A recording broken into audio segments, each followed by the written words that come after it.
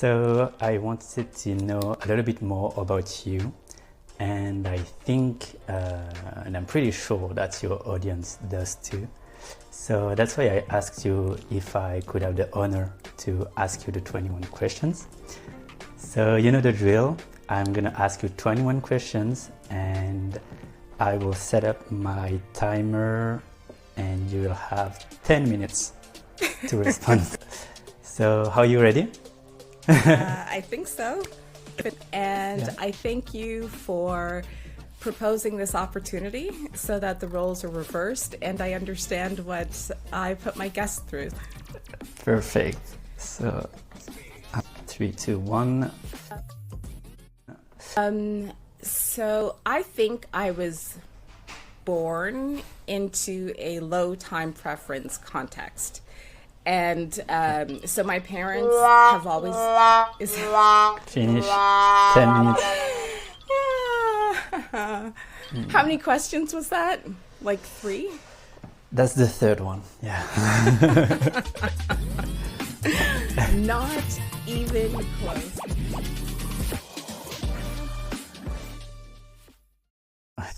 Hi, Saida. How are you? I'm good. How are you? Yeah, great. Thank you.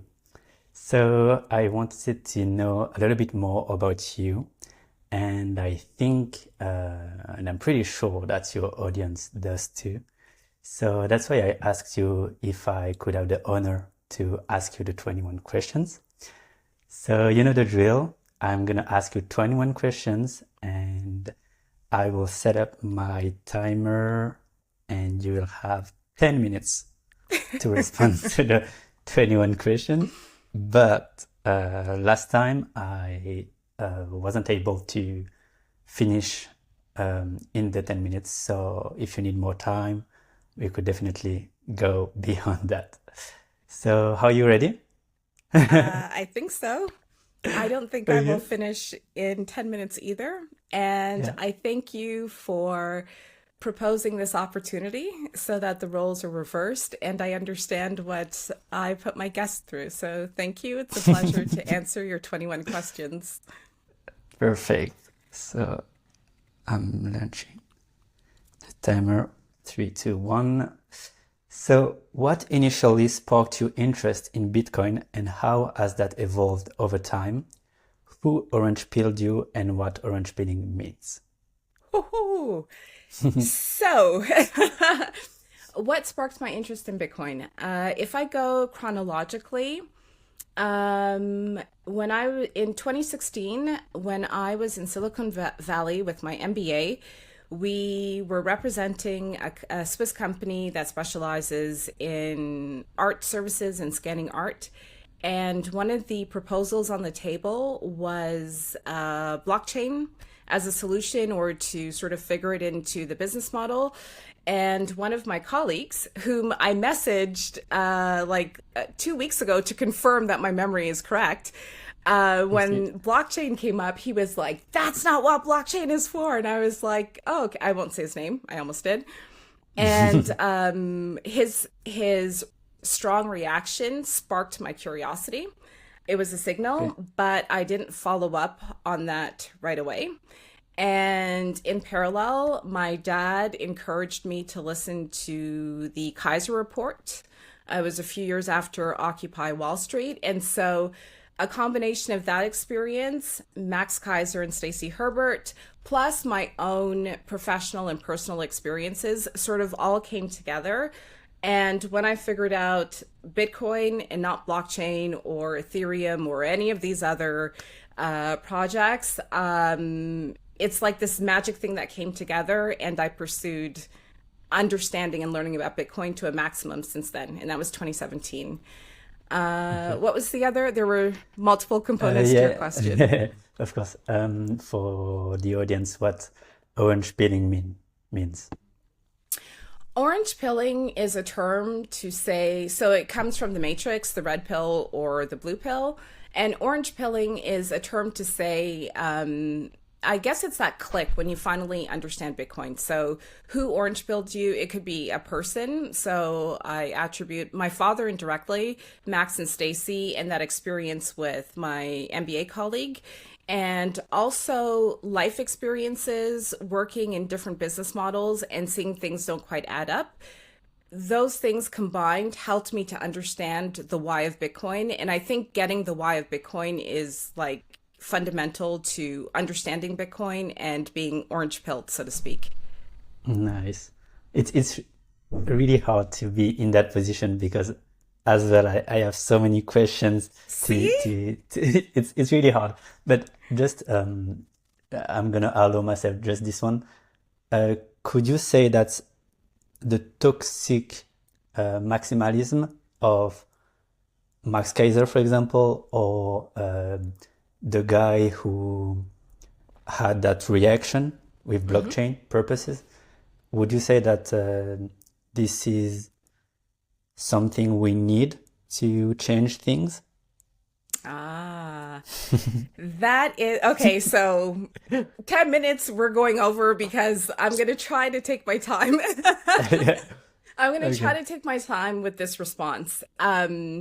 So having done marketing and having gone through sort of different segmentations and I'm trying to understand what people need, I realize, and it's, I think, common sense for a lot of people that we, as individuals, firstly, we don't always know what we need and when we need it. We kind of have this fuzzy idea, or we kind of think that there's a problem, but even diagnosing the problem itself is very difficult because causality is difficult to identify. So what is the root of this problem?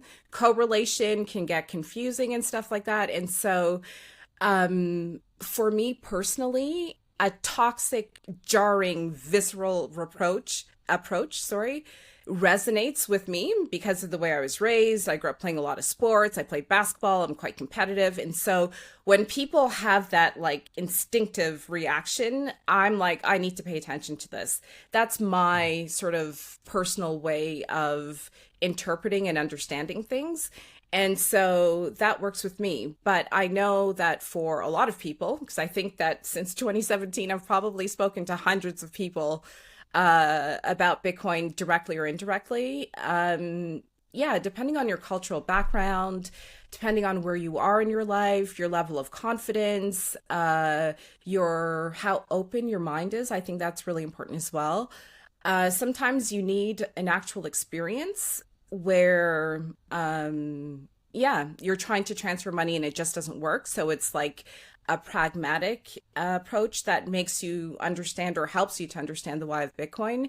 Sometimes greed is actually, I'm going to sound like the Michael Douglas movie. Greed can be good because, Yeah. you Wall have, Street. pardon? Wall Street Never Sleep, or that was that the Yeah, movie? greed is good because I agree. you want more and more and more. And in your quest to get more and more and more, you see that your fiat balance doesn't get you as far as it used to. And so that may be the motivator that helps you to look to other things. Sometimes when you're too greedy, you might go towards the poop coins and you get wrecked, and then you come back to Bitcoin. And The some what you people, the put ah, the what you said? you The get bitcoins? The wrecked. put coins? No, The just poop before that. coins. What's that? The shit coins? The poop coins? I never heard that. Okay. I The shit always coins. consider Yeah. that my daughter Ah, may listen sorry. to this, so I try not to swear. Okay. So I say poop coins or like the Okay. poop emoji coins. But Okay. yeah, and then sometimes, like some people need a more nurturing approach. Like they need to understand the mechanics of the thing to understand. So there is no one size fits all. Toxic Yeah. maximalism worked for me because I don't take a lot of things personally. I just try to figure out where is this passion or toxicity coming from. Like I'm curious that way. And so that worked for me, but it doesn't work for everyone. And I try to respect, where the other person is coming from. Great. So you said you've met and interviewed a lot of people in the Bitcoin space. What common trait or philosophy do you see in the people you've interviewed? Um, Again, so I I don't identify one specific through line. I would say that some things that I find are quite recurrent is open-mindedness, curiosity. Oh, that's my the thumbs up. I didn't expect that. Open-mindedness, curiosity, and then there are people who are specialists in specific domains, like computer scientists or passionate about cryptography or economics. And then something that's unexpected that I'm seeing more and more with my podcast is this notion of kind of on your life's journey, not quite fitting in for various reasons. And I find that that is something that seems kind of common amongst Bitcoiners. It could be not fitting in culturally because, like in my case, my parents are from Trinidad and Tobago. Most of my family's still there. We've got family peppered in the UK, in the US. I'm born and raised in Canada. My parents put me in French immersion, which is not common for Toronto when I was like 4 or 5 years old. And so, I never sort of checked one complete box. I've always been part of multiple boxes. So I find that just having diverse influences prominent in your life kind of opens your mind to a different way of seeing things. And then, of course, there's the international perspective. The minute you have to send money or currency across borders, you understand a very important use case of Bitcoin. And Canada and Switzerland, two Western countries, two first world countries, so to speak. And I still have issues with cross-border payments. Like there are a number of trade-offs that I have to consider when I'm dealing with both regions. Okay, nice. How has Bitcoin how has Bitcoin influenced your time preference? Do you find yourself thinking more long-term in your decisions, especially regarding relationships, marriage, and having kids? Or did you already have those long-term view before Bitcoin? So I think I was born into a low time preference context. And so my parents have always is Finish 10 minutes. how many questions was that? Like 3? That's the third one. Yeah. Not even close. Not That's even okay. close. Yeah. Yeah, so my parents have always been savers, and because of their journey, because they moved to Canada as young adults, and they didn't have like resources in place, they really had to work and build from nothing. They didn't have a nest egg from their family. They didn't have contacts on the ground and stuff. So they really worked and built. And I think that they instilled that indirectly in my sister and me. So we saw that. We saw them like, I guess you would call it low income housing, like when I was a young kid. And then we saw them like pay off their student loans and then, buy their house and stuff. I was along and I paid attention because I gravitate to that type of thing throughout the entire journey. So that really stuck with me. And so when I got my first job when I was like 13 or 14, I always saved. Always, always, always. And then when I moved to Switzerland in 2008, something happened and I thought, you know what, like F that. I'm going to like rebel Enjoy. as an adult and like live this, I guess, slightly more time preference life. Okay. Which when I look back on it, it wasn't that bad, but still, like I bought designer purses, I bought expensive watches, like I traveled a lot, like I just went buck wild kind of thing in my brain. And I'm grateful for that experience. I should have bought Bitcoin instead of doing those things. That is 100% guaranteed, but what's done is done. And now that, especially now that I'm a mother, I revert back to, I would like to say my essence. what makes me me, the way my parents Before. raised me, yeah, the values they instilled in me, and my time preference is just like it's back to what I consider to be normal. And so saving Okay. is very important, like consistency with our daughter, our routines, all of those things are really important. I see it's so funny because all of these designer shoes and stuff, I've given away a lot of the stuff. A lot of the stuff is collecting dust. I'm like, maybe one day, but that day never comes. So yeah, being a mom, being married, being a homeowner, and Bitcoin, those things together have definitely like drawn down my time preference. Cool. Before attending meetups and starting your podcast, did you feel alone in your Bitcoin journey? And when did you decide to seek out community in person? I felt extremely alone because Okay.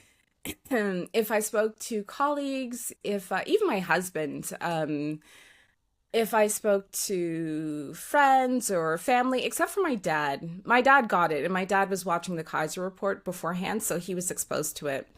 But I just felt as though when I understood the why, it was so obvious to me, and I thought it would be important to speak to so many people about it because it impacts everything to do with your life. Like even if we say that money's not important and we don't like money, it absolutely impacts everything. It's It impacts everywhere. your, yeah, the monetary supply, interest rates.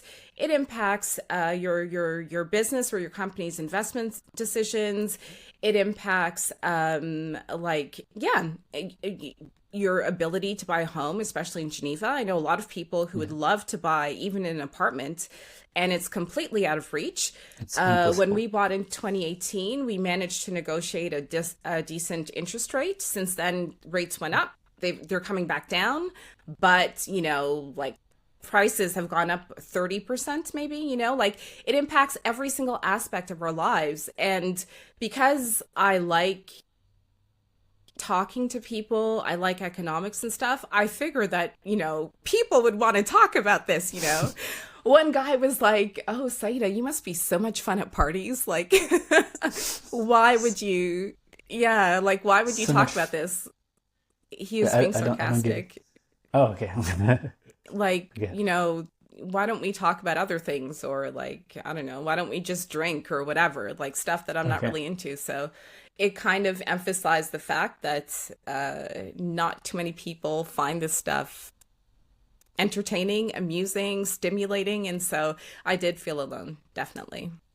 Okay. And at which point did you decide to go at meetups and see the community in person? Um, so I think the first time may have been 2017 or early 2018. At the time, there was, I think her name is Sarah. I said that I would look her up again. She returned to one of our meetups last year, and she did Bitcoin presentations at Impact Hub, close to the train station, and close to Okay. Central Station Bar and Vinyl. And then in 2018, I went to the Crypto Valley conference in Zug, where I met another woman. I think she wants to be sort of anonymous now, so I won't say her name. But I had a lot of great conversations with her, and she encouraged me to listen to Andreas Antonopoulos. She is Mm. outstanding. She's been in Bitcoin since 2016, and she shared a lot of her experiences with me. And then after that, I think it was Montpellerin. They did another sort of workshop on a different blockchain, and I thought, oh, I'd go just to see, what it's about and stuff like that. And that was 2018. And then, other stuff happened. I got married. We bought this place. We renovated. I got pregnant shortly thereafter. And I thought, I don't feel like going to meetups being like very Okay. pregnant. I went out a bit, but that was like a separate journey and stuff. And the beer to beer or some of the like some of the spots where these things would happen, I didn't feel comfortable being pregnant and being around, some of the types of people who could be around and stuff. Ouais. So, Ouais. yeah, like with substances and stuff. So I just didn't Ouais. go. And then there was like this kind of pause thing because I gave birth in October of 2019. And I thought, like this is the maternity part of things, and then up and I'll just resume on this like in-face sort of Bitcoin journey. And then COVID happened, and then, Oh, okay, yeah. cool. Um, what's your favorite aspect of Bitcoin and why does it resonate with you personally? I don't have one. Okay. So I absolutely love, and I'm still floored by my ability to send and receive transactions across borders. I think it's absolutely amazing. Okay. With the Lightning Network now and the new capabilities. So some of these solutions that I'll mention later on are custodial indeed. So I maintain small balances on them, and I think that they're still in the building phase. So this is just like a path that it has to take. But the ability to send and receive transactions to anyone in the world is still amazing to me. And then And after that, anytime. huh? And anytime. Anytime. I mean, I know it's one of your questions later on, but last night I stayed up as well. I went to bed at 12:30, which is extremely late for me because Yeah. Men Like Quakes, who is an amazing Bitcoin artist, like his music is so good. He organized a dance battle in Tanzania and it's streamed on Toonster, which is a platform that's being developed for artists. So if you're a Okay. singer, if you are a dancer, if you are a performance artist and you want to stream live and have people zap you or send you small like micropayments, small parts of Bitcoin while you perform, you can do that. Yeah. So I stayed up and in the audience, you had, so I'm in Switzerland, you had people from the US, you had people from, they didn't say where they're from because they want to maintain Stay anonymous. their NIM status, Mm. and it's just, it's amazing. And so I guess it's all tied together because the fact that, so I love that you can send transactions to anyone, anywhere, at any time. And Yeah. maybe the consequence of that is that you get to know people from all over the world in a Yeah. different way. Like I guess they're somewhat tied together, Mm. and all of a sudden your exchanges with them become about things that you have in common or things that you want to build in common, and it's not this forced kind of like diversity and inclusion, I'm saying this on Mm. purpose, Yeah. perspective. It's very real, it's very authentic. So I guess the Oh. authenticity that I'm experiencing in Bitcoin is one of my like favorite aspects of it. Oh, that's so cool. And I think I was there when you did the live with the artist and he was talking about helping that dancer. So Yeah, that was the okay, cool. Super. definitely. And that live was on Zapstream. Yeah. Yeah, so cool. This is the bonus question. So some people might think that being part of Bitcoin is all about following the price. From your Yeah. experience, what would you say to beginners who are curious about Bitcoin but might not know where to start? Should they go to events like Lugano, Plan B, Bitcoin Amsterdam, etc.? Um, so to any beginner or to any person, if they ask me, the first question I'd have for them is, why are you interested in Bitcoin? And that should be your jump Okay. off point.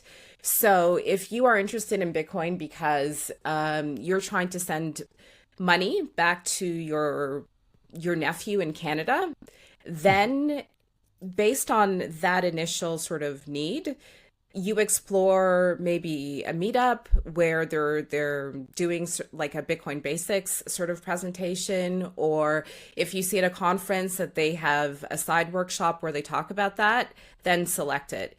If you are interested, like a lot of people, in getting rich quickly, I would say to you, you explore and you'll see that you won't get rich quickly. This is proof of work, it's consistency, it's a lot of other Yeah. things. But go out there and like try to find your path to get rich quickly, and then come back to me and tell me how it goes. Yeah. And so I would say, like, fundamentally, it depends on what your needs are, which means you have to know yourself. You have to know, what your cash flows are. You have to know just what you need out of Bitcoin. Good. I agree, by the way. How do you think Bitcoin can play a role in helping the development of emerging regions such as Africa? Is there potential for real economic empowerment through Bitcoin there? That is a very good question that I give a lot of thought to, and I don't have a definitive answer to that. So from a sort of high level political standpoint, I have no idea how Bitcoin can help, in that it is a tool. And so politicians would have to agree that this is a tool that will be in use. I saw that, for example, Russia and the BRICS nations are looking at, they say crypto. I don't know the full details whether Bitcoin will be involved, but they're looking, or the mBridge project, they're looking at solutions to help facilitate trade in light of this current environment where Russia is sanctioned, right? So that's a high level, that's way beyond my pay grade. I have no idea how that will pan out. On an individual level, from my experience, so it's not statistical data that I'm referencing, I'm just talking about my experience. I see at least two components to how Bitcoin helps emerging markets or the global south or whatever. Number one, the level of individual and self-empowerment that I see in people in Tanzania, in Kenya, in South Africa, in Namibia, in Uganda, in Ethiopia.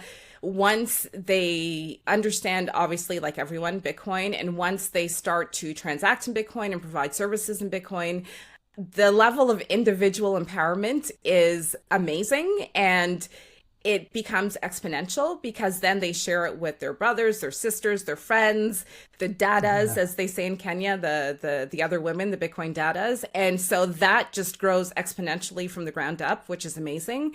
And the other component too, as a Westerner, as someone who is born and raised in Canada and who lives in Switzerland, again, through the ease of, doing transactions across borders, and subsequently getting to know people through what they're good at. So through music, or through organizing, or through founding a company, or through like coordinating, miners in Ethiopia, like getting to know people through what they're good at totally destroys the bias or the myth that I may have grown up with, that, Africans, very generally speaking, they don't have resources, or they're not educated, or they need our help in the West, or all of these things are simply destroyed because they are free to act and to have agency because their currency doesn't have them limited. And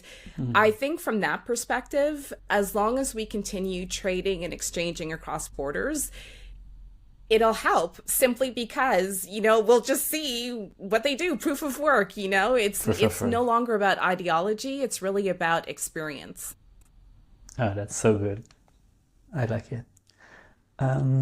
We all have a favorite podcaster or author. Who are yours?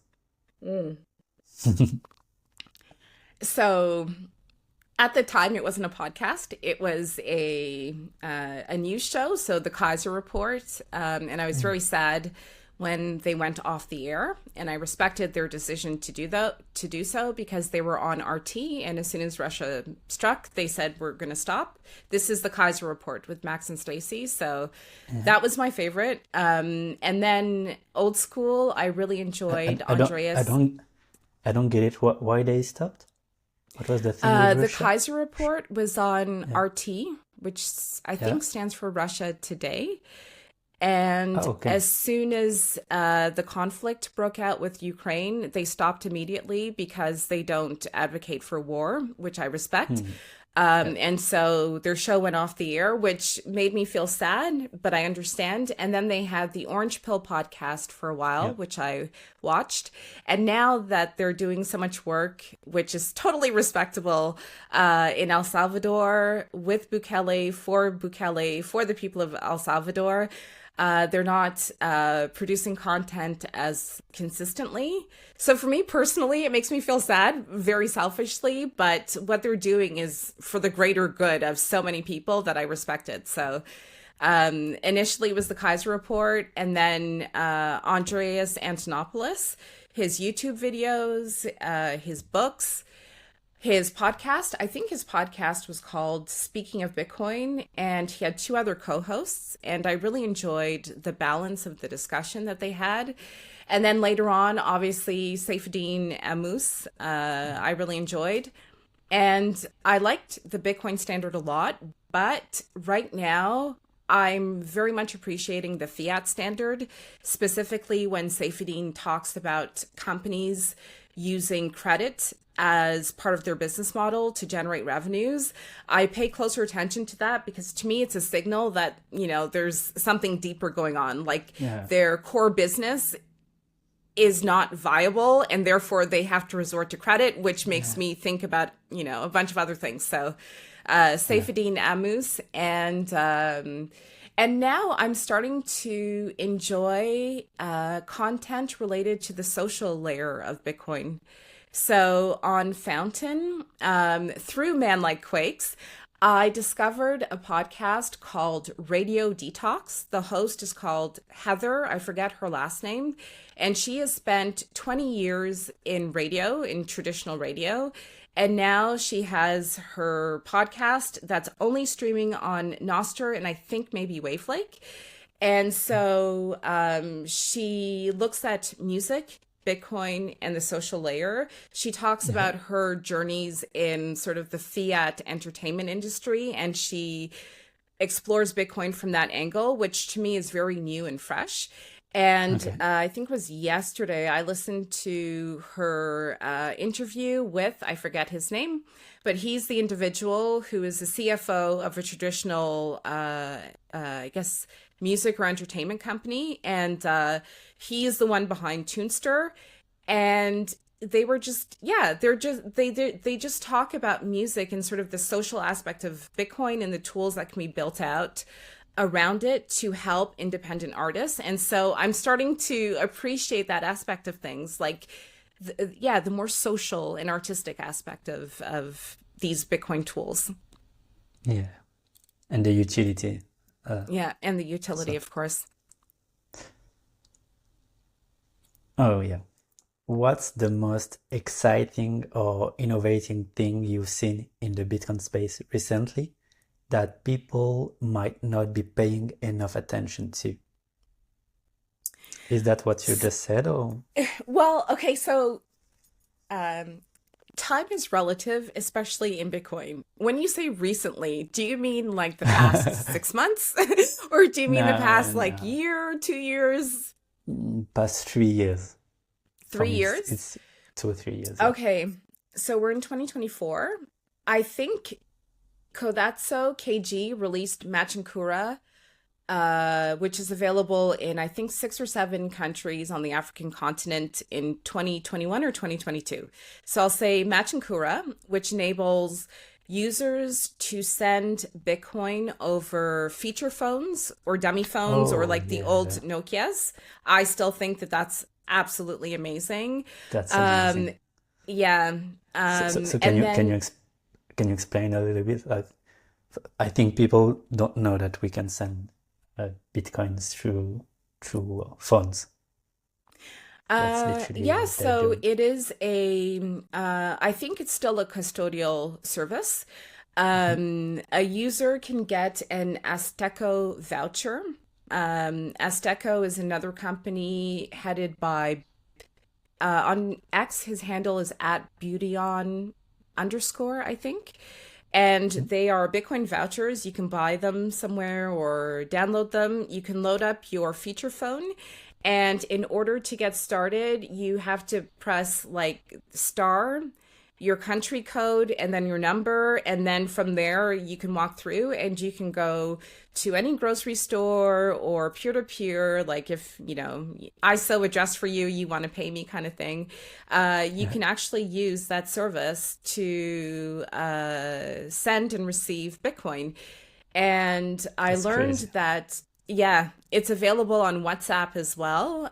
So this is a solution that fulfills the need for a specific segment of this, I guess, payments market. If you are in a remote area and your internet isn't very solid, if for whatever reason you don't want to have a smartphone, you don't want to be tracked, and you want to use a dummy service, like it checks a lot of boxes. And from my knowledge, it's available in, I think it's 6 or 7. I have to check the website again, but 6 or 7 countries on the African continent. So that was within the time frame you allotted. I think it was Yeah, 2021 or 2022. That's pretty cool. And yeah, lightning capabilities as well. So Albi Hub, I'm starting to explore that a little bit more. They're building out their service offering pretty well. So you can connect your Lightning node to Abla, to Nostr, to a lot of different protocols or applications, so that, if you write a blog, for example, someone can zap you. What else is there? Obviously, there's Tunster. Nostr is just really cool, and all the clients and apps that are being built out are cool. There's Zapstream. There's Proton as well, that just introduced mm. its wallet where you can receive Bitcoin Oh by yeah, email and stuff. I have an invitation. If you want one, let me know and I'll yeah, send it yeah, to yeah, you. yeah. It's someone, I don't want to Sure. say his name just in case, but Yeah. someone from the Bitcoin Meetup gave me an invitation, and so I can Mm. share one with you. So there's a lot going on. I'm excited about a Yeah. lot, and I wish I had more time to fully test out everything. Yeah, sure. Just on that, for those who are also interested in finance, the finance aspect of Bitcoin, um, I think we listen a lot of Michael Saylor content. Um, is there before Michael, after Michael? What was that for you in your Bitcoin Um, journey, or is that not relevant? so before Michael Saylor, um, I I'm always learning. But before Michael Saylor, uh, from a finance perspective, I did listen predominantly to Max Kaiser and a lot of the guests who were gold bugs that he had on his show. Okay. And then there's still a few websites that would start tracking companies that had Bitcoin on their balance sheets, or Mhm. companies. I used to work in oil and gas for a long time, and I'm in touch with a few former colleagues, and I've been trying to get them for like 2 or 3 years now to find a way to Okay. either incorporate Bitcoin in the production In the process, like treasury. flaring gas, or in a Okay. different capacity to their business model. It's very complicated for different reasons and stuff, but Okay. there were a few companies that did have Bitcoin on the balance sheet. A retail company that's well known is Tahini's, based out of Canada. They make oh my god, I can't believe I don't remember what it's called. Not falafels. They make anyways, they make Middle Eastern food. I forget the name, I'll remember later, but they famously came out and said that they hold Bitcoin. And then Michael Saylor came along, and I thought, oh my goodness, like this is incredible, because he is the CEO at the time, now he's chairman of a publicly traded company, and he actually is vocal about his Bitcoin strategy, like having Bitcoin on the balance sheet. And back then, when I was still on LinkedIn, I don't like LinkedIn, but I still posted from time to time on LinkedIn. I remember I posted something and people are like, that's not responsible. Bitcoin's a scam, whatever. And I'm like, are you kidding? Like, it takes cojones for the CEO of a company to try something like this, because if it doesn't work, he's going to crash and fail. Like, That's the this is ultimate skin in something. the game. This is Exactly. this is the ultimate skin in the game. But for me, it's not. it doesn't take that much cojones, but it's more about the amount of hours he spent studying it.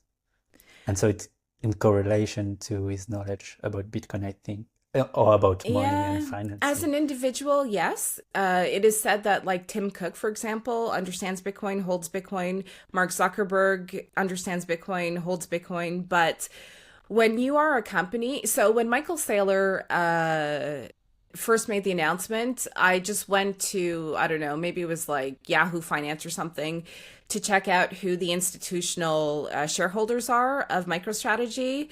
And it's like, I could be wrong, but it's the typical ones: BlackRock, Vanguard, whatever. From what I understand, he is like the primary shareholder. So he has a lot of executive rights. Like, he can Yeah. actually dominate and make a decision.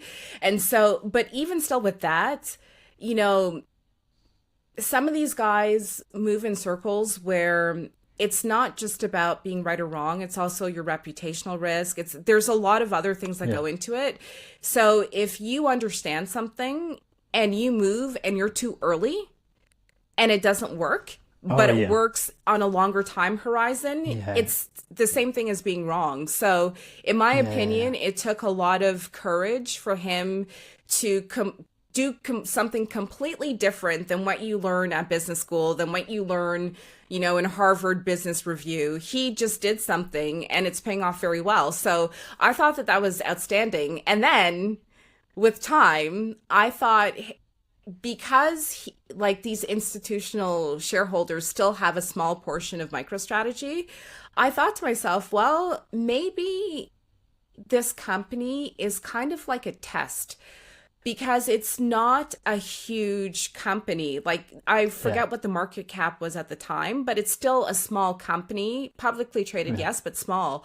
And so if this company crashes and burns, the lessons learned on how to actually raise capital, what your capital structure is in order to buy Bitcoin, can be retained and used elsewhere. Mm. And so I went from "this is amazing" to "this is a really good test for BlackRock." And then Yeah. a few short years later, BlackRock announces its ETF model and stuff. And so, yeah, as part of the board, you're going to see paper, you're going to hear discussions, you're going to Mm. bounce ideas off of each other and stuff. And so I think that yeah, I think that this era of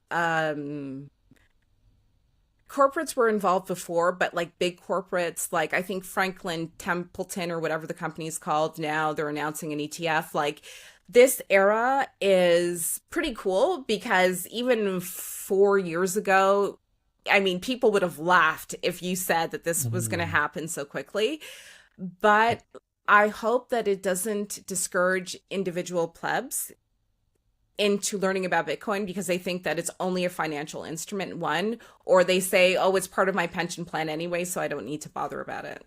So this is Yeah. an interesting era. Yeah, that's the risk for me, and that's why we need to keep doing what we do.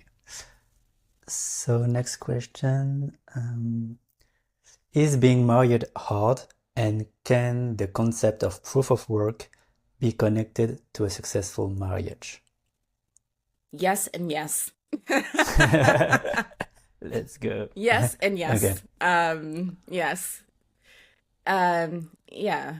I mean, living with people for a long period of time is challenging, because, I mean, even like when I lived by myself, it was challenging. Like, life, it's just life. It's human nature. And proof of work is really important. And I would say it's super important when you have children, because that routine and that foundation, in my personal opinion, is fundamental into helping to nurture and build a person who will be a productive citizen and who will contribute to the community. It's really important.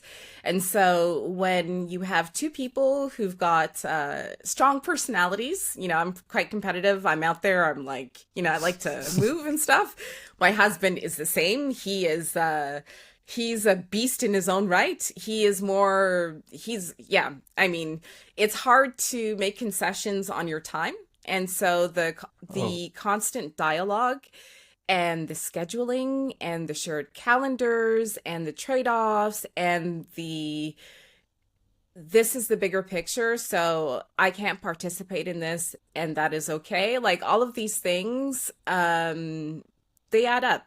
A one-off is Yeah. fine, but after a few years of these Yeah. trade-offs, it can be really difficult. And so the proof of work is also proof of communication and Mm.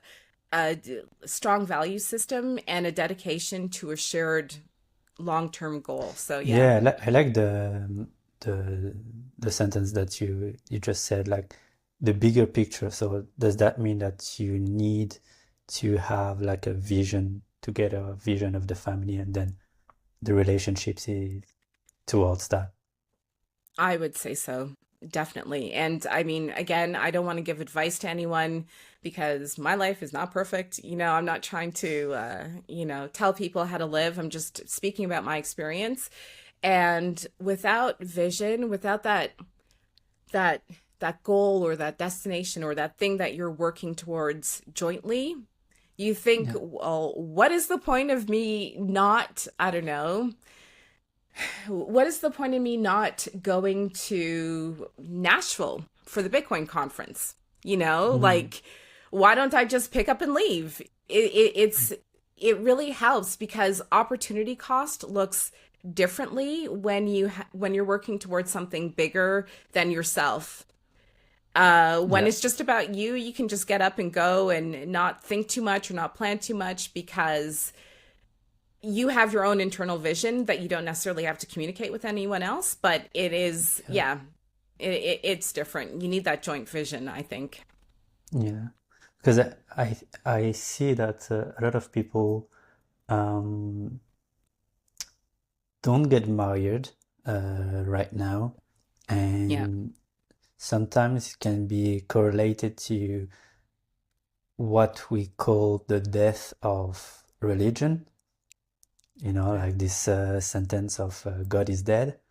And for me, it's like, and that's why I asked the question, is because before people would have this imposed vision that is the religion vision, and so everything is set there, and so they go into a relationship and they get married because they have this vision. Mm, But for those who are not necessarily extremely religious, the way for them is to have a vision together, basically. yeah. That's what you say. Yeah, that is, That's deep. it is deep and I find it very difficult to dissect as well, just based on my lived experience and the people that I know, because I know of couples. I remember a few years, like more than 10 years ago, I went to a wedding with a colleague from Canada. She is Jewish. Her husband is Catholic. And they managed, I don't, and I think that they are both from a sort of, hmm, not, they're not materialistic, but from a, they both wanted the same things like a home renovation projects and stuff, so from that perspective they're aligned. And it was kind of cool because I think they found a female rabbi and a priest who were willing to do a joint ceremony and stuff. And so it's an anecdote, but it's just to say that I know of quite a few people who have different religious beliefs Yeah. and who manage to get married and start a family. How long that lasts, I don't know. I hope it lasts a Yeah. long time, but I kind of feel as though maybe you're right. In place of God, people have joint projects. The projects become, yeah, maybe you're right. Yeah. Religion, family, etc. Yeah. Cool. You've traveled to international conferences and meetups. What's the most surprising or meaningful interaction you've had there? So surprising, I met Max Kaiser and Stacey Herbert. I need to stop talking about them, but still, I watched them for years, so it was really cool to say hello. I watched you. My dad told me to Yeah. watch you. Thank you. Like that was very cool. Yeah. And in Madeira. It was a cool experience. I was there with Manu. I always like my with my accent. I always hesitate before I say his name because I want to say French or Manu English? instead of Manu. Okay. Yeah. So on X, he's at Wine Lightning. We were there, and at one moment, he went to buy water, and he ran into the Prince of Serbia, I think it is. Yeah. Yeah, that's And it. then he returned with the water. I ran into on X. He's um, at I hate 1999. He's a Bitcoin Core contributor from Nigeria with Femi, another guy from Nigeria. I was like, oh, I follow you on Twitter. How are you? And then there was another guy from China, a Chinese miner. And in that moment, it was like, so Canadian, Swiss, Nigeria, Nigeria, China, and we're all standing there talking. That's And it's wonderful. that's pretty cool, right? Like, Yeah, that's crazy. Yeah, that's so cool. And yeah, I totally agree. That's so good. And for the first part, for the Max Kaiser report, and I think podcaster has now an impact on people's life that we underestimate. And yeah, 2 days ago, I was with my father, and he was excited because he bought himself like it's not a concert, but like a show ticket yeah. in presence, Hmm. where the podcast is been listening for more than 30 years. They're going to do some shows in cities and just doing the show in front of people so that he Nice. can interact with them. That's I think yeah, that's so cool. That is a really For cool concept. yeah, for you, which make more sense, Canadian economics or Austrian economics, and why? Uh, So, globally speaking, I do believe that Austrian economics makes more sense. And I would say on paper, because in my lifetime, I've never lived in a system that is based on the concept of sound money. And so, or yeah, sound money. So, what do I mean by sound money? I mean that money or currency that cannot be quote unquote printed out of thin air, or where open market operations don't occur, where, like, I guess the Fed buys assets and in return injects more currency into the market. I've not lived through a gold standard, for example. So I would say, in principle, Austrian economics seems to make more sense on paper, but I Yeah. lack that experience and the historical research to confirm my belief. So this is what I believe. And yeah, and if I can talk about, again, firsthand experience and observations during COVID, a few I guess people, economists who are from the Austrian school, warned that there would be a lot of money printing as a result of COVID. There were references to, I think Macron gave a speech where he talked about COVID, and he sort of spoke about it like it was a war. Yeah, And yeah. the idea that That's in crazy. wartime you do print money, like it's the perfect excuse to. Yeah. And Macron's not the only one, but he's just the one who comes to mind immediately. Yeah. And so I thought, oh, okay, I'm parking this point that this person is making, and I will see what actually happens. And lo and behold, a lot of currency was printed after COVID. The discussions, inflation is coming. It was because of the supply chain backlog, all those boats that were stuck and stuff and whatever. That cleared up. The prices of things have still gone up. Another reference, we bought our place in 2018. COVID was like 2020.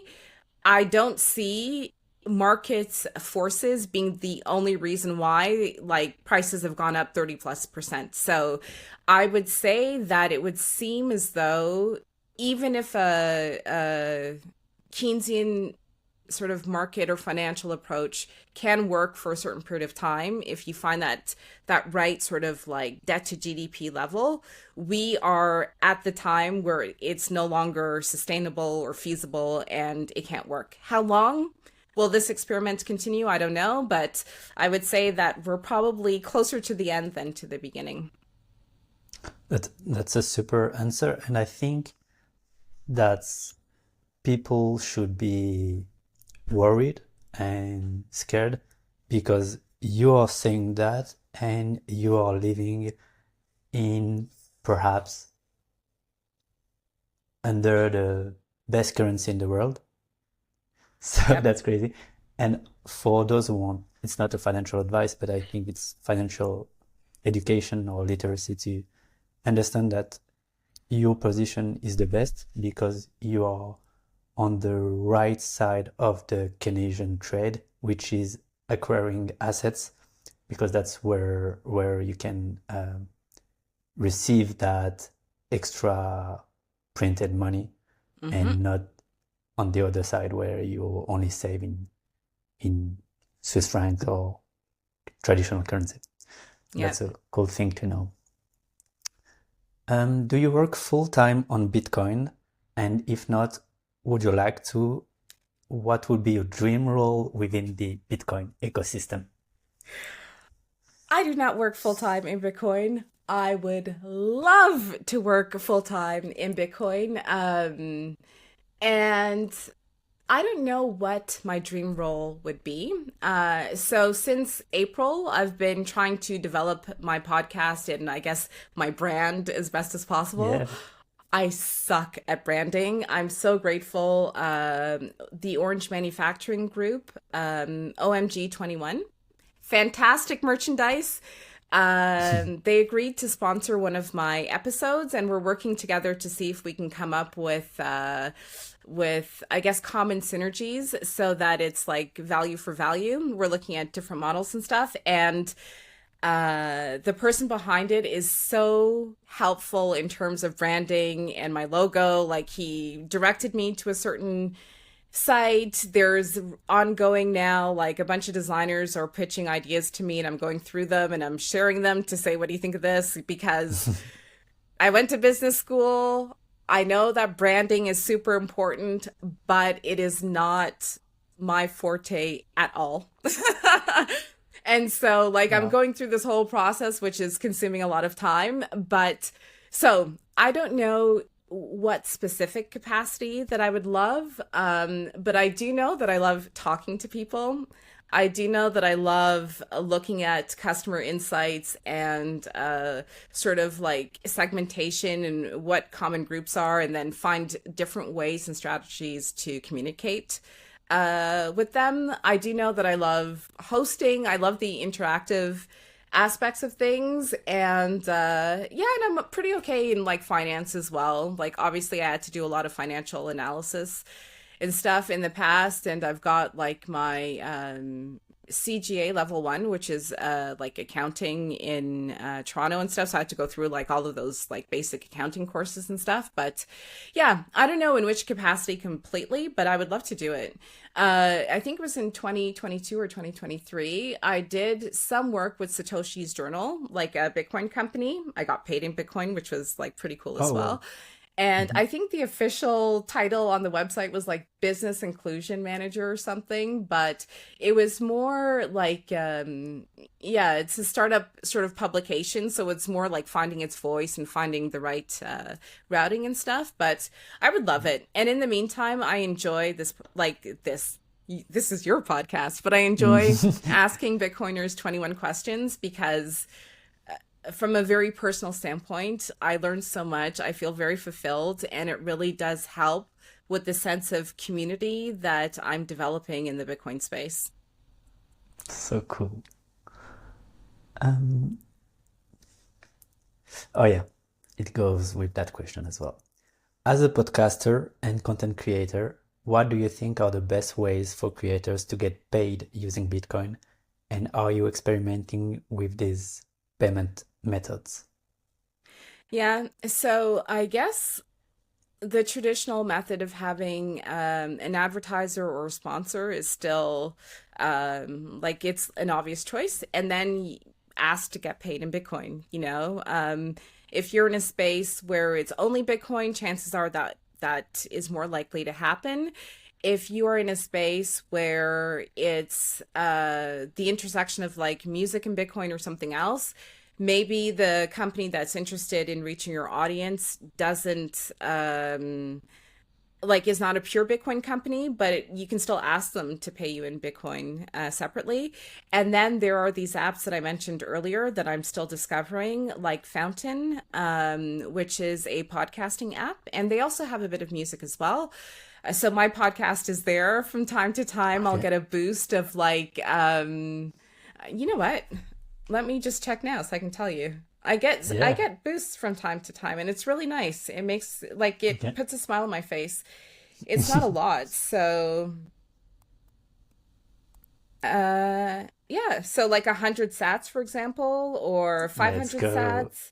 Ah, And that's people just sending individually some sats yeah. to you. Or 39 sats here, like or 21 sats. It's really cool. And so That's so it cool. is if you even if you podcast about like knitting, for example, some Knitting? people love knit, du tricotage. Oh yeah, trick. Okay, I see. Like I'm just saying this randomly. You put it Yeah. on Fountain. If there Mhm. are other people who enjoy learning about this discipline, they can send you a few sats to show their appreciation.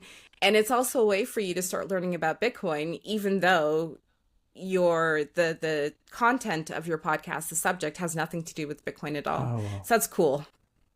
Yeah, value for value. Value for value. Yeah. So how are you on Nostr, and what's your view of decentralized social media platforms and solutions like Fedimint protocol and Fedi company? So, I am not experienced with Fedimint. So, Fedimint is the protocol and Fedi is the app. I think that's what Mary explained to me. Mary is the global marketing manager of Fedi, and she answered 21 questions like 3 weeks ago or something. And so she Okay. explained it to me. Yeah, it seems really cool. But I won't speak on Fedi because I'm not experienced enough with it to give my honest impressions of it. Yeah. Nostr is really cool. I wouldn't call it social media though. It's a Okay. platform or it's a protocol, sorry, and you can access it using different clients or applications. Mhm. And depending on what client you're using, will dictate the type of experience you have. So, for Really? example, there is on Fountain, if I zap something on Fountain, it can show up on Nostr as well. So the way you interact with the Okay. protocol can depend on the application or the client that you're using. And I think Okay. it's actually really cool. I've gotten into the habit of on a Tuesday morning, after my judo class Monday night, I dedicate 5 minutes to just reflect on what I learned from my judo class or questions that I have or challenges, mostly challenges that I face.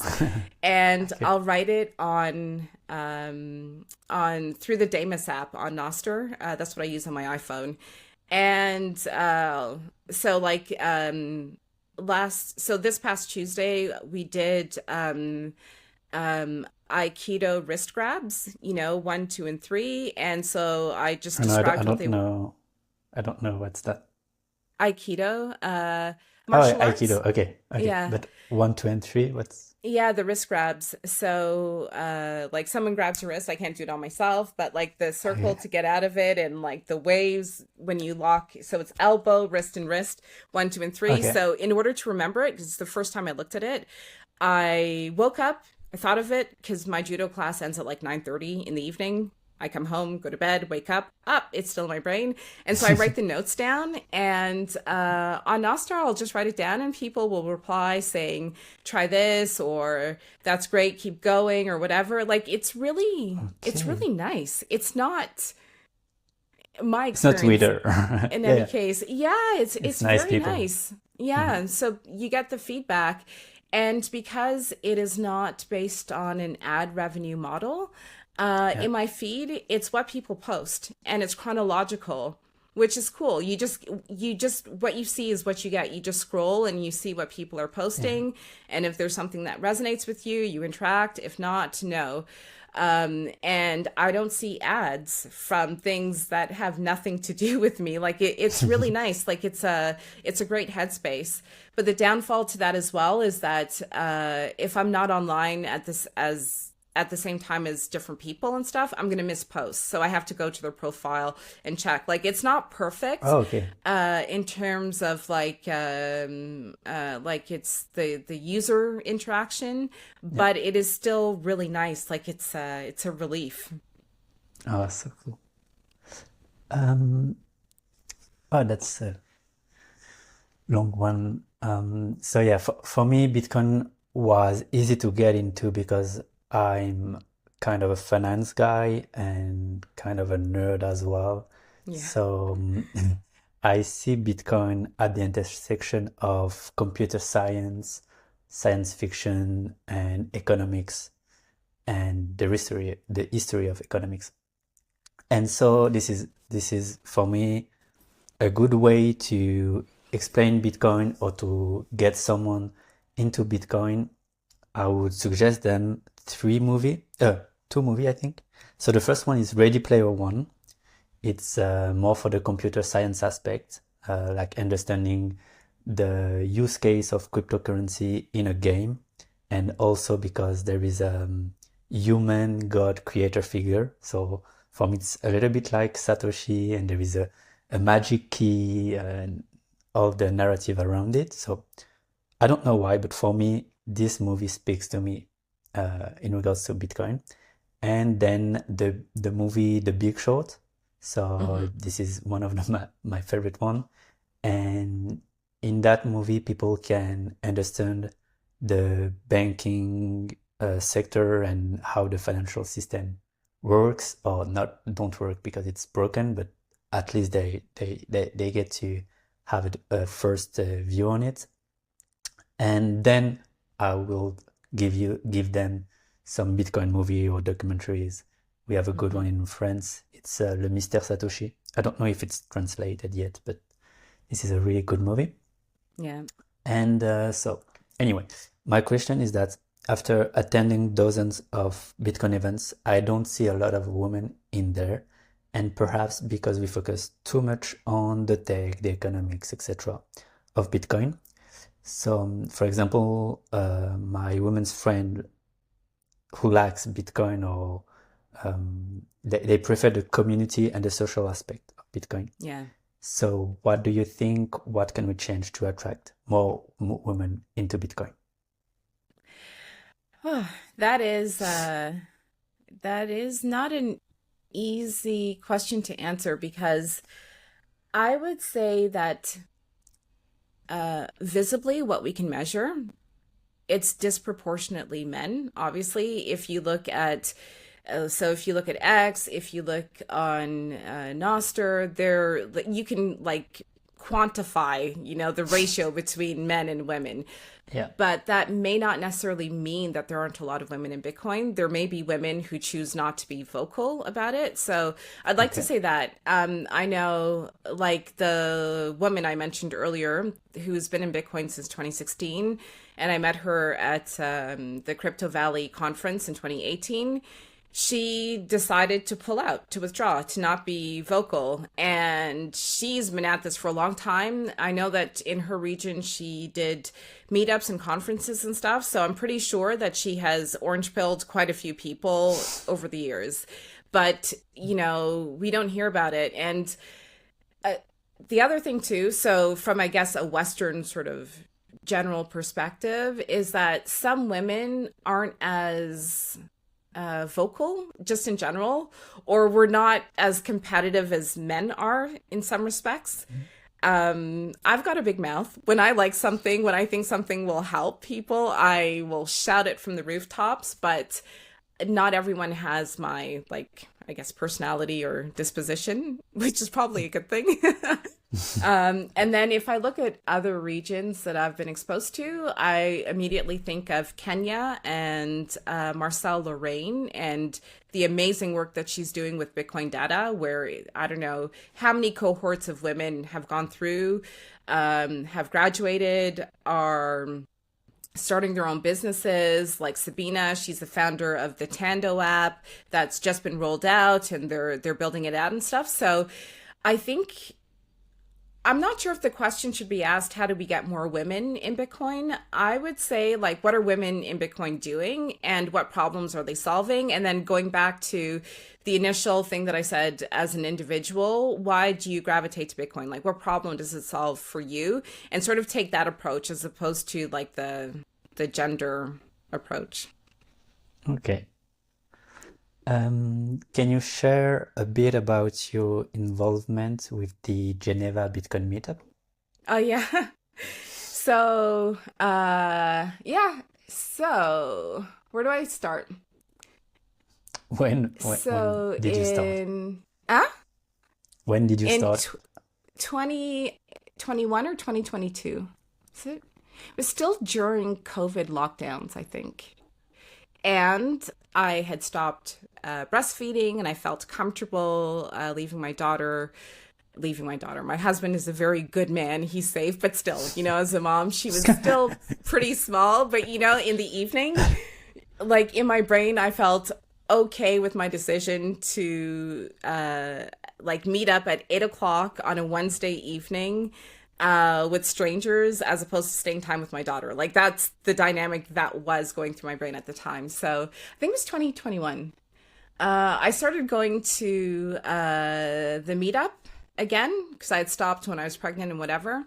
And I think the first person I saw was Palto, who had just returned. It was September. He had just come back from the Surfing Bitcoin conference in Biarritz.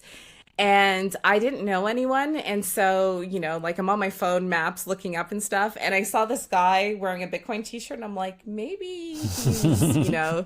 So I introduced myself and I'm like, hi, I'm Saida, very sort of Saida idealistic kind of thing. And so I started going. And then, maybe it was 2022, because last August, the infamous debate returned about where the where the beer to beer should be held after there were no presentations. It was like, where should we have the meetup? Because part of the group loves Central Station Bar and Vinyl Club, and the other half absolutely hate it because it's a dive bar, because people with substance problems hang around the area. I'm trying to be I don't like euphemistic that with the way I say. space See, of Geneva. exactly. Yeah. So the debate sparked up again. I wasn't at the table, and I won't say his name. One person said, you will look after it. And I'm like, look after what? And he's like, find out if there are other bars. And then in the Telegram group, I think it was last year, it was like, we need another bar. What about this bar? What about this bar? Why don't you call? So I called a few bars in Geneva. Yamba Bar, which is close to Jonction, which is, I would say, pretty nice. It's not too far from the train station. A few other bars, I called them. They were all like, yes, we'd be willing to have a group of 20 people come once a month, whatever. They were very open. I submitted everything to the group, and they were like, no, or the people who wanted it didn't respond, or they didn't show up, or whatever. And then from there, I won't say his name, but he was like, well, you're going to, like, you're responsible for the meetup kind of thing. And I'm like, what? And so in my brain, because I had at that time a short-lived podcast as a spinoff of my work as a diversity and inclusion consultant. It was called Foster Inclusion. And I was also working with Satoshi's Journal, where I met Kodatso, who is the founder and magic man of Machinkura. I remember thinking, oh, this could be a really cool opportunity to sort of have presentations from people who aren't part of, like, the Swiss ecosystem.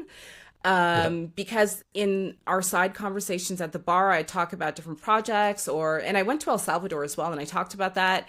And there were very strong opinions. And I'm like, actually, I don't think I don't think you've experienced this, because if you did, like, you wouldn't have this Yeah. sort of mindset.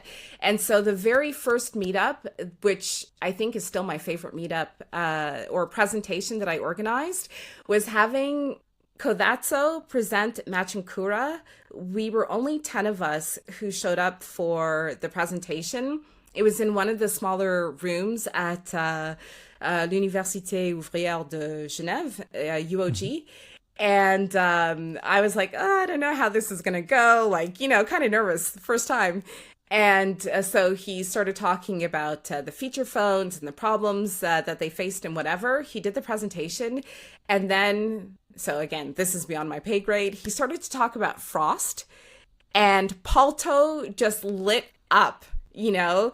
And they started talking back and forth about Frost. Palto and Kodatsu have two different backgrounds completely, but they both speak the same sort of like developer coding computer Okay. science language. And they just like went back and forth. And I was like, this is really cool. Like, this is really worth, the sacrifice and the trade-offs of getting my husband to rearrange his business trips so that I can be here for free Mm. organizing these meetups, because the exchange of ideas and the potential is just, I mean, it's everything to me. And then Yeah. things kind of evolved in a way that I was like, yeah, no, I can't sacrifice consistent time and like all the sort of little things you have to do to schedule people, and they cancel and whatever. So yeah, but anyways, that's why I started to organize the presentations there. So cool. What does your fit? What does I don't know if that's the right kind of English, but what does your? Oh yeah, I just wanted to say, just be careful when you touch your table because it makes the camera move. Oh, sorry. Yeah. So That's animated. okay. Sorry. You're passionate. That's great. What does your fitness routine look like, and how do you balance physical well-being with work, Bitcoin podcast, and family time? Uh, so I find balance in I have one sort of like group activity a week. And that is something that I've had to coordinate again with my husband because of childcare. And so now it's judo. Before I had a baby, I would do at least uh, one yoga class a week, one Pilates class, and one hike up the Salev a week, 6 kilometers. Amazing. I was like, I mean, Wow. just it checked all the boxes. And then obviously things have changed. And so there are times when I'll go to a lunchtime Pilates class on the reformer. My judo class is really good because we do a lot of like push-ups, sit-ups, like core work, like that core strength that you need in order to like have good balance and like do grabs and stuff like Mm. that. And then so that's my one like class a week. And then Yeah. it's a matter of like, do I have 20 minutes or do I have 30 minutes? And so I will either do like push-ups, sit-ups, and squats, or on a Saturday morning, I'll go for a run. I'll try to do 5 kilometers, which is not always consistent. And I walk a lot. I prefer to walk than to take my car. So I try to do that. And I still wear my Apple Watch. I've closed Okay. every single ring or all my rings every single day since 2022, December 31st, 2022. So this December it'll be 2 consecutive years that I've closed my rings every day, and yeah, it helps to What is remind me or what is closing your rings? Closing your Apple Fitness. I'll show you. Yeah. That scares me that stuff. So explain me. It Yeah, is I don't. they have so they have like this fitness app, I'll show Yeah. you. Yeah. Yeah, December 30th. They have a fitness app, and this Okay. is when I traveled back from Toronto. I couldn't close my rings because I was exercising, but you challenge yourself to do at least a few minutes of exercise every single day. You have to burn a certain amount of calories every single day, and you have to stand for a certain number of hours every single day. And Okay. so I set my objectives, and because I am addicted to streaks, as you can see, and because I cannot function properly unless I exercise, and also because I was like, after, I mean, I don't want to talk about pregnancy and giving birth too much, but a woman's body changes. And I thought that I would snap back and fit into all of my lovely clothes before getting pregnant. And with COVID, with the change of routine, with a lot of things, I had to really struggle to find my new system. And so it took me like 3 years to really track down what it is I will do. And in that 3 years, I discovered the Apple Watch, and so it was just sort of an external element that helped me to get back on track. And so yeah, so my fitness That's routine yeah. is really, judo is super helpful. Push ups, sit ups, squats. And then on the weekend, I'll try to go for a run or something. And I Yeah. try to meditate as much as possible, maybe for like 5 minutes of just closing my eyes and like breathing and stuff. Cool. I know if you don't want to talk about it, that's fine. But like it was yesterday night, yesterday evening, with my roommates, we were like brushing our teeth. Sorry. And so it was like, do you want any kids? Uh, and I was like, yeah, I want 4 or 5 kids. And it's like, Wow. it's so, I think it's so selfish to just have this number in my head and not considering, like, for example, that for the woman, it's a huge thing. That's not nothing. Like you said, it takes, for example, 3 years to get back to your It took me. Some uh, women are amazing and they snap back quickly. Sorry. yeah, but just yeah, to not be too selfish in our position as men. To like, yeah, I want 5 kids, and I don't care. I will find someone who's gonna make 5 kids. Like that's not I that's yeah. I think it's good to know what you want, and I don't see it as selfish as long as you communicate that to your partner very well at the right time, so that Hello, 5 kids.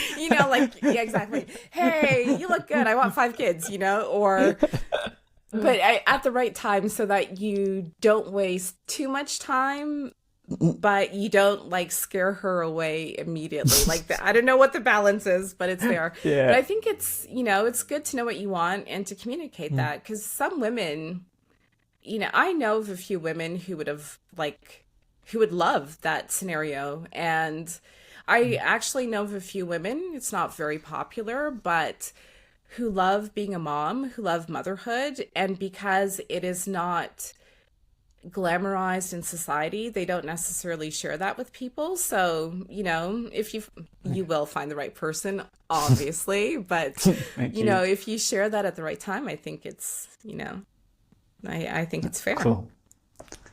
Cool. Um, oh, that's a good one.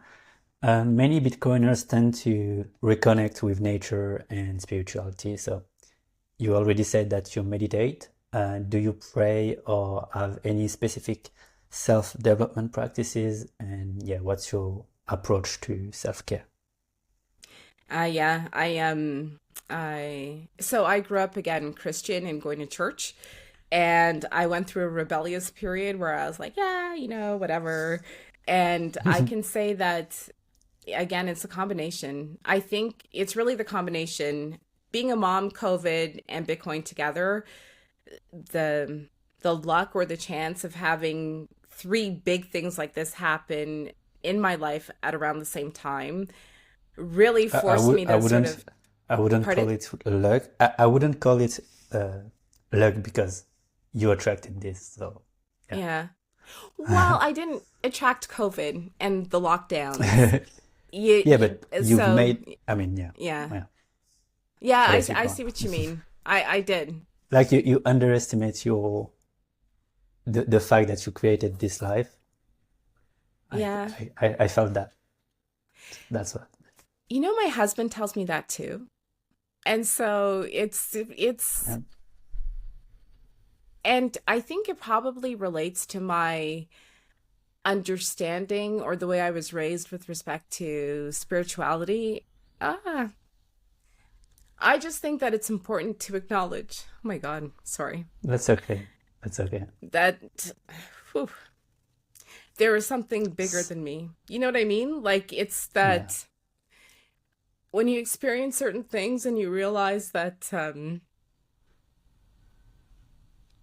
as much as I want to control everything and as aggressive and as enthusiastic than I am, there's still something bigger than me that really it always like makes me feel this way, especially being a mom, like not being able to do everything for my daughter is like it's a blow to my It's ego. And scary. so yeah, surrendering to a higher power. And so, I grew up Christian.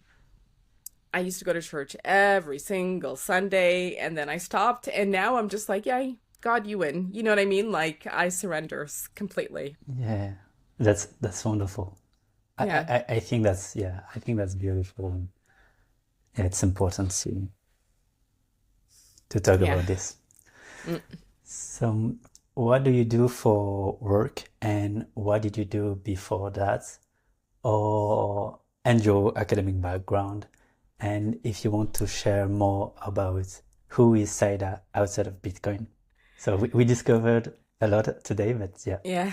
please continue. So, general statement, Saida outside of Bitcoin is everything and nothing, like very difficult to fit in one box. So for work, I still do a bit of diversity and inclusion consulting, but I'm really trying to grow my podcast and like explore other opportunities in the Bitcoin sphere. And then I've done like other types of consulting as well, business consulting. So I'll do work and then academics. And then I worked in oil and gas for like, I don't know, 10 years. And I started when I moved to Geneva in 2008. And then when I was in Toronto, I quit my job as an executive assistant to the CEO of a medical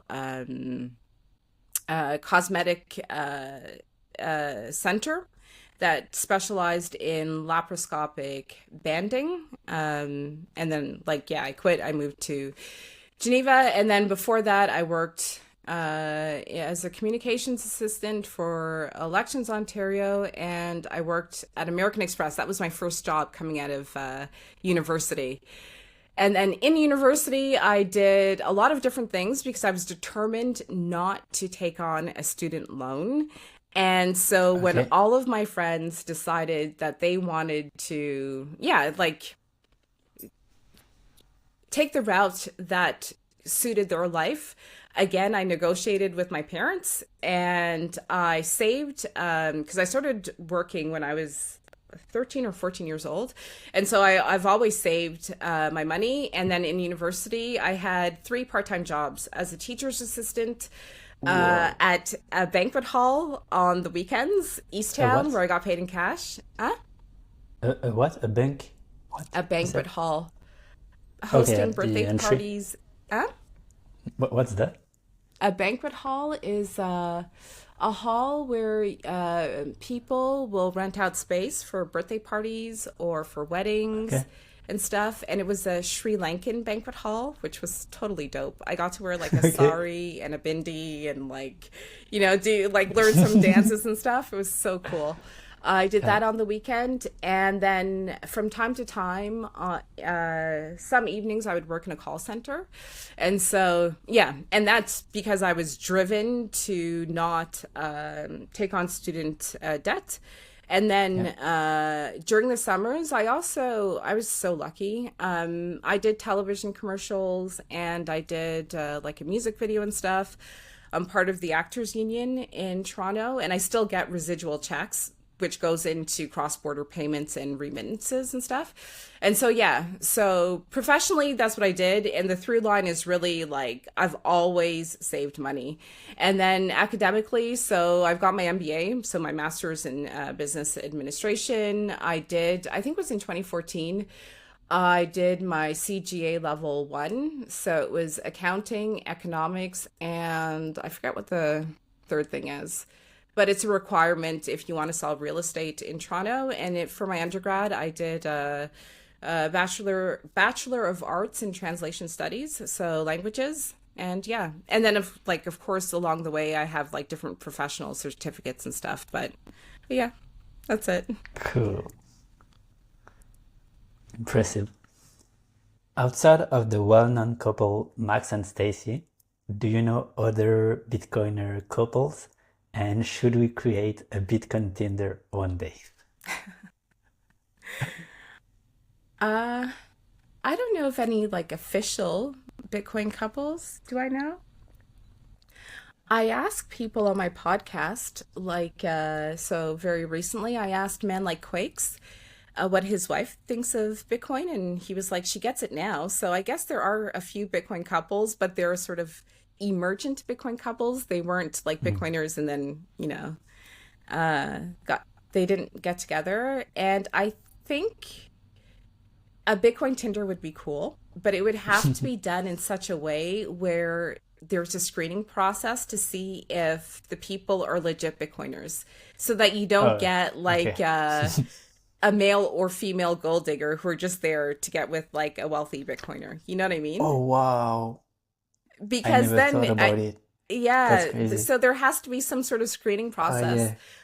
I know that if Like I were a proof of single, history, a proof of yeah, work. exactly. Like there has to be something. If I were single, I would definitely go to Bitcoin conferences and I would definitely like say What? I'm already interested in this. I talk about this 24/7, so like The- it'd be great if my partner were the same. I mean, for me, I feel like, and I try, no, I don't try, I do. I orange peel people. So that's what I do. But except from the real Bitcoiners, I don't see in the eyes of people like orange peel that they understand that Bitcoin is a real thing and that people are getting wealthy for real with Bitcoin, especially if they're here for a long time. So I don't think that women or men, whatever, would think about going to Bitcoin conferences if they're not Bitcoiners for, meeting wealthy people. But that's a good one. That's a good one.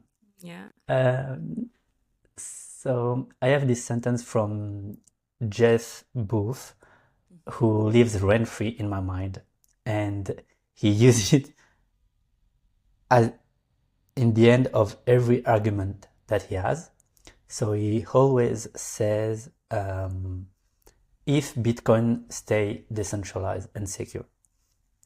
And so for me, it refers to the fact that if people invest in Bitcoin, but they don't self-custody and they don't run a node, which is easy by the way, they kind of destroy the philosophy and potentially create a world where the value proposition of Bitcoin cannot be delivered. So my Yeah. question to you is, do you think that in our podcast we should suggest to people to go on and do self-custody and run their own node, and why?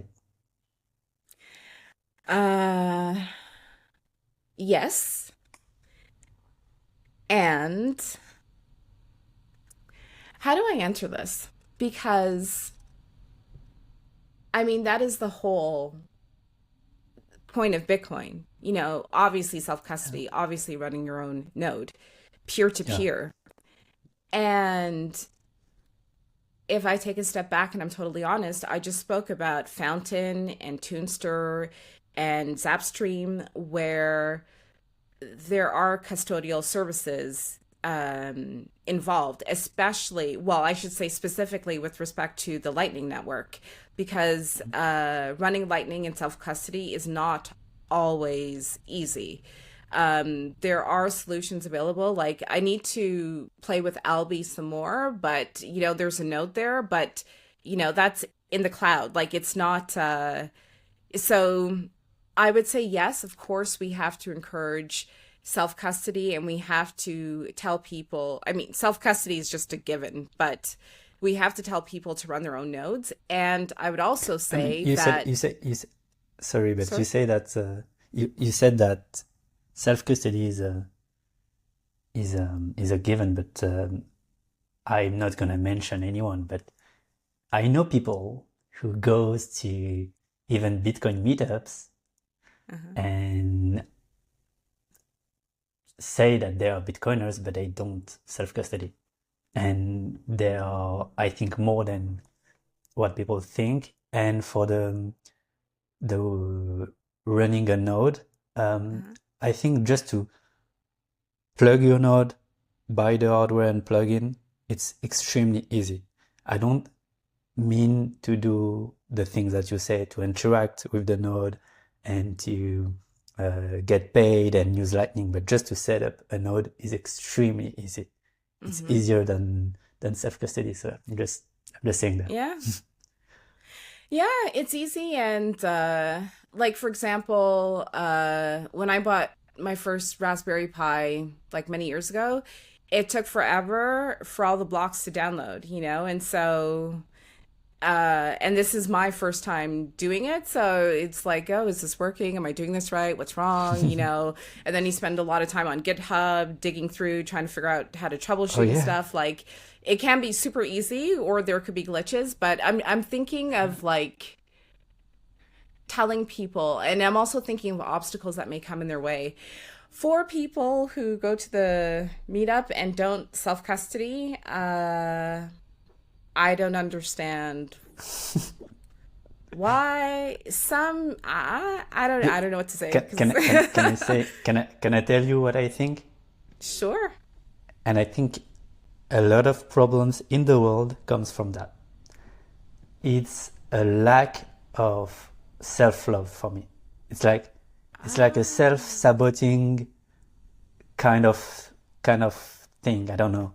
Like people that knows the risk of not self-custodying. There are real Bitcoiners that have done the work, but they don't doing it, or they're doing it wrong, or they have a really bad strategy. So for me, I'm on my way to create 3 Bitcoin online training program, and I yeah. want one for Bitcoiners because I'm angry at the fact that Bitcoiners have no inheritance plan. They don't. They for me, that's a lack of self-love. All of that. So yeah, that's my I don't response. I don't know. It's Are maybe and toxic, but I don't know.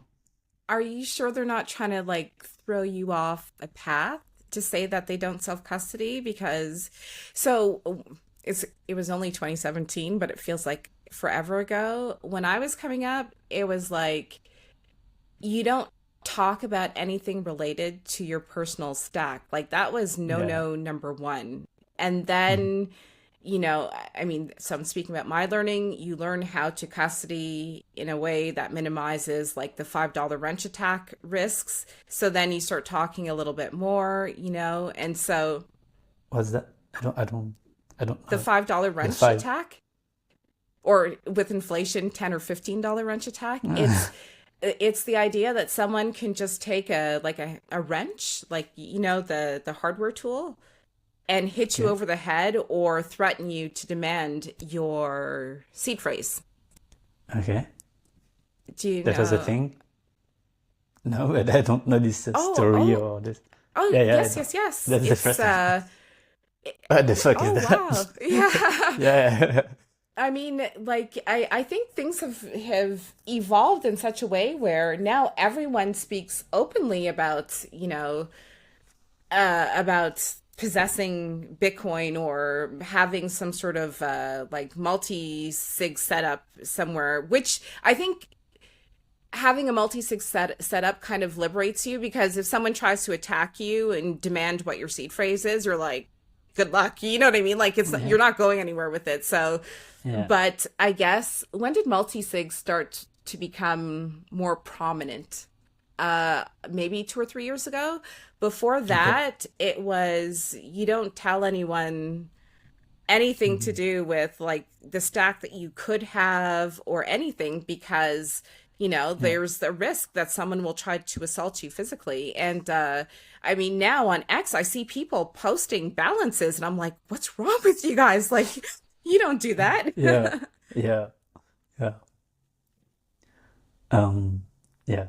That just made me think about crypto shitcoins or whatever. The other crypto, I will say, where I did last year an online school. So that's the Mhm. best crypto school. So I wanted to know everything about crypto. I did this 3 months program. For me, it was a way to say, okay, I don't want to go all in Bitcoin before I understand crypto Mhm. globally. And so we had teachers who were like sharing their addresses and we could see everything. And I was like, am I the only one who find it really, really weird? Was it a And test net or was it their legit? no, the legit, like people follow them and they follow their addresses, etc. And it's like, it's really, really weird to me. But anyway, um, I'm happy to to be all in on Bitcoin, and I just want to help as many people. And I think that there is a lot of things to discuss, and Yeah, yeah, it's a good point. It's work. like um address reuse. I learned basics like you never reuse the same address, never, ever, ever. And then Twitter released the tips function where you can have a Bitcoin address. And I was like, there's no way I'm going to use that ever because it's address reuse. Like, this is a Yeah, big no no. Like, this is like yeah, 101. And I was shocked at the number of Bitcoiners who actually have the feature enabled. OGs, people who are very like experimented. And I'm like, it took me like a year and a half to say I have it on the Ask a Bitcoiner 21 Questions account because I'm like, maybe things have changed, but above and beyond, no one has actually tipped me. And I figure, if I get a tip, I'll just like try to change the address right away so that anyone on X can't go and look at my history. But the yeah, point still is that X has that information and they can retrieve those addresses at will. No one is going to send you like 10 Bitcoin on X, we agree. Mistakes could happen, you could be lucky, but still, like I find that the culture around I guess privacy is shifting. yeah. I was discussing that on my Instagram story lately because there is a lot of concern about AI and ChatGPT, etc. And so for Bitcoiners who ask questions about personal stuff with their ChatGPT, with their AI, it just destroyed your non-KYC anonymity that you're trying to get because they have your information, they have the question and the exchanges that you have. But hopefully there is a lot of Bitcoiners who are building AI. I know Alexei Svetsky, something like this, and Hmm. also um, another one who went to the What Bitcoin Did podcast. They're building their AI product, so that's cool. Anyway, thank you a lot. Not 10 minutes, I think, but it was great. Yeah, it was really great, and I'm really We're gonna have grateful to for cut that. this down So a bit. An hour and 42 minutes. yeah, that's cool.